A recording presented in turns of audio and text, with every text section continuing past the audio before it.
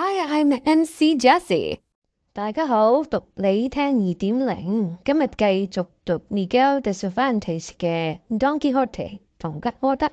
我哋讀到第9節啦，呢一節咧就叫做 In which is concluded and finished a terrific battle between the gallant Biscayan and the valiant Manchican。Manchican 就係我哋嘅主角啦，Don Quixote啦。咁呢個 Biscayan 咧，上一回都有講啦，佢就係來自 Basque 呢個地方啦。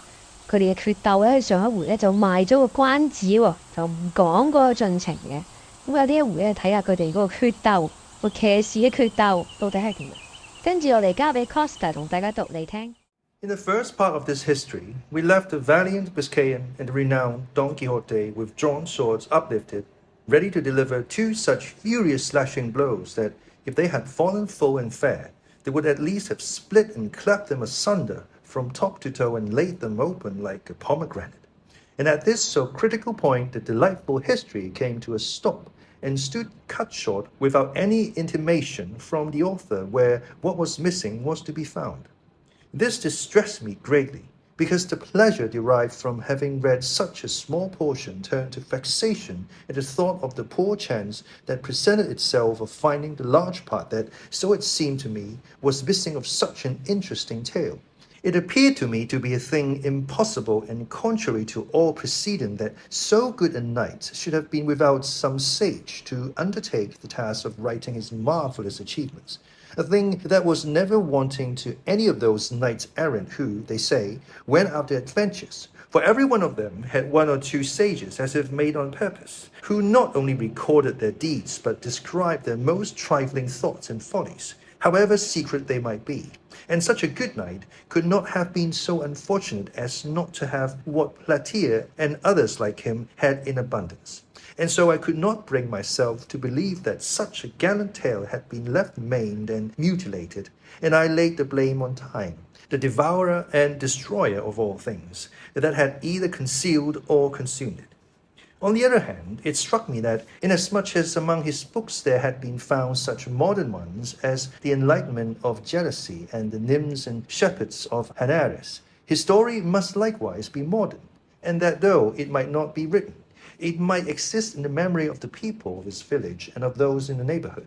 This reflection kept me perplexed and longing to know really and truly the whole life and wondrous deeds of our famous Spaniard, Don Quixote La Mancha. Light and mirror of Manchican chivalry, and the first that in our age, and in these so evil days, devoted himself to the labor and exercise of the arms of knight-errantry, righting wrongs, succouring widows, and protecting damsels of that sort that used to ride about, whip in hand, on their palfreys, with all their virginity about them, from mountain to mountain and valley to valley, for, if it were not for some ruffian, or boor with a hood and hatchet, or monstrous giant that forced them, that there was in days of yore damsels that at the end of 80 years, in all which time they had never slept a day under a roof, went to their graves as much maids as the mothers that bore them. I say then, that in these and other respects our gallant Don Quixote is worthy of everlasting and notable praise, nor should it be withheld even from me for the labor and pains spent in searching for the conclusion of this delightful history, though I know well that if heaven, chance, and good fortune had not helped me, the world would have remained deprived of an entertainment and pleasure that for a couple of hours or so may well occupy him who shall read it attentively. The discovery of it occurred in this way. One day, as I was in the Alanca of Toledo, a boy came up to sell some pamphlets and old papers to a silk mercer, and as I am fond of reading even the very scraps of paper in the streets, led by this natural bent of mine, I took up one of the pamphlets the boy had for sale, and saw it was in characters which I recognized as Arabic. And as I was unable to read them, though I could recognize them, I looked about to see if there were any Spanish-speaking Morisco at hand to read them for me, nor was there any great difficulty in finding such an interpreter, for even had I sought one for an older and better language, I should have found him. In short, chance provided me with one, who when I told him what I wanted and put the book into his hands, opened it in the middle and after reading a little in it began to laugh. I asked him what he was laughing at, and he replied that it was at something the book had written in the margin by way of a note. I bade him tell it to me, and he still laughing said, "In the margin, as I told you, this is written. This Dulcinea del Toboso, so often mentioned in this history, had, they say, the best hand of any woman in all La Mancha for salting pigs. When I heard Dulcinea del Toboso named, I was struck with surprise and amazement, for it occurred to me at once that these pamphlets contained the history of Don Quixote. With this idea, I pressed him to read the beginning, and doing so, turning the Arabic offhand into Castilian, he told me it meant History of Don Quixote of La Mancha, written by Cide Hamete Benengeli, an Arab historian. It required great caution to hide the joy I felt when the title of the book reached my ears, and snatching it from the silk mercer. I bought all the papers and pamphlets from the boy for half a real, and if he had had his wits about him and had known how eager I was for them, he might have safely calculated on making more than 6 reals by the bargain.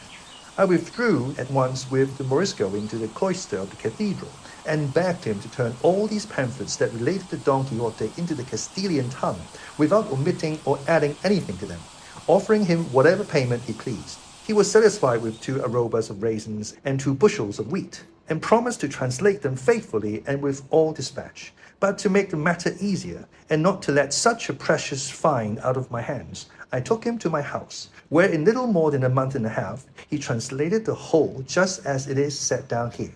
In the first pamphlet, the battle between Don Quixote and the Biscayan was drawn to the very life. They planted in the same attitude as the history describes, their swords raised, and the one protected by his buckler, the other by his cushion, and the Biscayan's mule so true to nature that it could be seen to be a hired one a bow shot off. The Biscayan had an inscription under his feet which said, Don Sancho das Beitia, which no doubt must have been his name. And at the feet of Rocinante was another that said Don Quixote. Rocinante was marvelously portrayed, so long and thin, so lank and lean, with so much backbone and so far gone in consumption, that he showed plainly with what judgment and propriety the name of Rocinante had been bestowed upon him.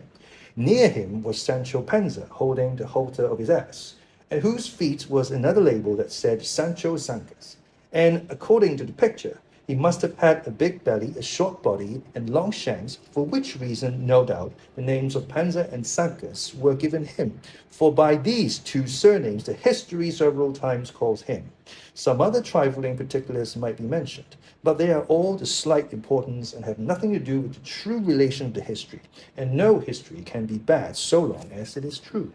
If against the present one any objection be raised on the score of its truth, it can only be that its author was an Arab, as lying is a very common propensity with those of that nation, though, as they are such enemies of ours, it is conceivable that they were omissions rather than additions made in the course of it. And this is my own opinion, for, where he could and should give freedom to his pen in praise of so worthy a knight, he seems to me deliberately to pass it over in silence, which is ill done and worse contrived, for it is the business and duty of historians to be exact, truthful, and wholly free from passion, and neither interest nor fear, hatred nor love should make them swerve from the path of truth, whose mother is history, rival of time, storehouse of deeds, witness for the past, example and counsel for the present, and warning for the future. In this I know will be found all that can be desired in the pleasantest, and if it be wanting in any good quality, I maintain it is the fault of his hound of an author, and not the fault of the subject. To be brief, its second part, according to the translation, began in this way. With trenchant swords upraised and poised on high, it seemed as though the 2 valiant and wrathful combatants stood threatening heaven and earth and hell with such resolution and determination did they bear themselves. The fiery Biscayan was the first to strike a blow, which was delivered with such force and fury that, had not the sword turned in its course, that single stroke would have sufficed to put an end to the bitter struggle and to all the adventures of our knight. But that good fortune which reserved him for greater things turned aside the sword of his adversary, so that although it smote him upon the left shoulder, it did him no more harm than to strike all that side of his armor, carrying away a great part of his helmet with half of his ear, all which with fearful ruin fell to the ground, leaving him in a sorry plight. Good God! Who is there that could properly describe the rage that filled the heart of our Manchkin when he saw himself dealt with in this fashion?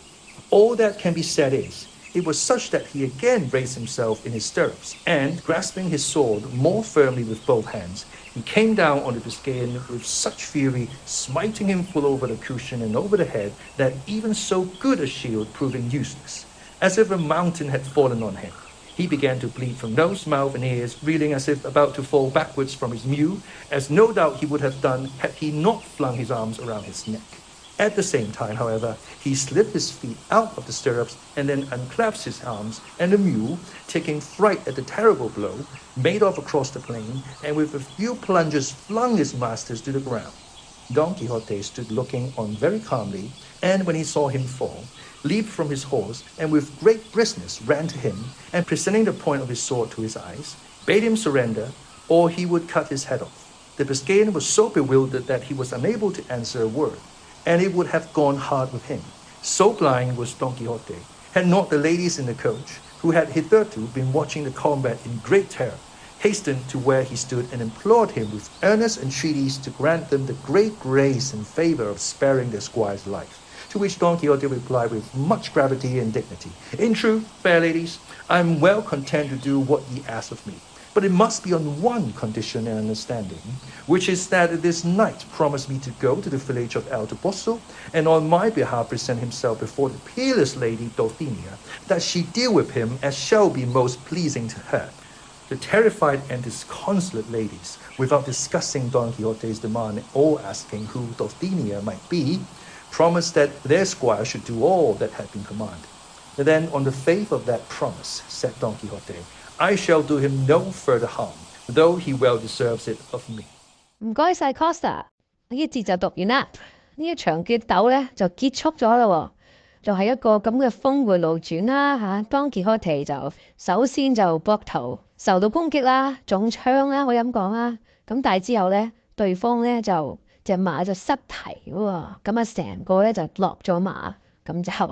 係一個咁嘅情況咧就。突然之間咧就輸咗俾 Don Quixote， 咁啊連佢身邊嘅女士們咧都花容失色啦。Don Quixote 就提出嘅要求就係只不過係叫佢翻去佢嘅家鄉揾佢嘅女人，就同佢報道嚇，同佢表示咧對佢嘅尊敬啊。咁然之後啲女性就你叫我咩我都會做㗎。咁當然啦，當呢班人離開咗 Don Quixote 嘅視線範圍，仲會唔會翻去佢家鄉揾佢嘅女人呢？就另外一個回事啦。咁但係作者喺呢一節就用咗個好有趣嘅寫作手法啦，就係佢首先唔話俾你聽嗰個故事發展，佢就係話佢唔知點寫落去，因為佢根本就冇呢個資料。但係咧，佢就話俾你聽咧，佢點樣發現呢個資料嚇，即係唔係錢啊，係咪用咗幾多酬勞咯？去揾一個阿拉伯人去翻譯翻俾你聽，完全突破咗第四埲牆。咁我覺得呢一種寫作手法係好驚豔啊！即係喺一個咁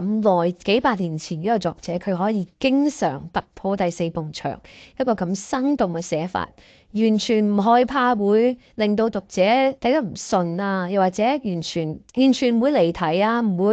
會寫得太遠啊，啱啱好啦，可以咁講啊！即係佢嗰個視野咧，佢嗰個手法咧係好超絕啦！當然啦，坦白講，我又冇睇好多即係17世紀嘅書啊。咁可能嗰個年代係有好多人咁寫都出奇嘅，但係我相信唔係嘅，我相信呢個係呢位作者比較獨有。我嚟揾幾個字同大家分享下。Vexation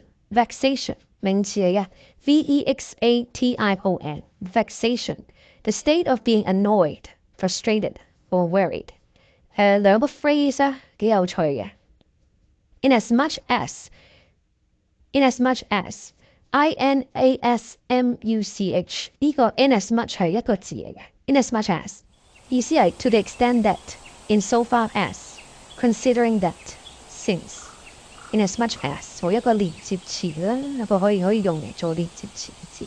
仲有就係 of yore 都係一個 phrase 嚟嘅 ，of yore，of long ago or former times of yore。即係你可以講乜 of yore， 即係話好耐之前嘅嘢啦 ，war of yore 好耐之前嘅戰鬥啦 ，battle of yore 好耐之前嘅鬥爭啦。好，呢一節我哋講到呢一度，我哋下一節咧再同你讀你聽，拜拜。If you like this video, make sure to comment, like, share, and subscribe. Adios.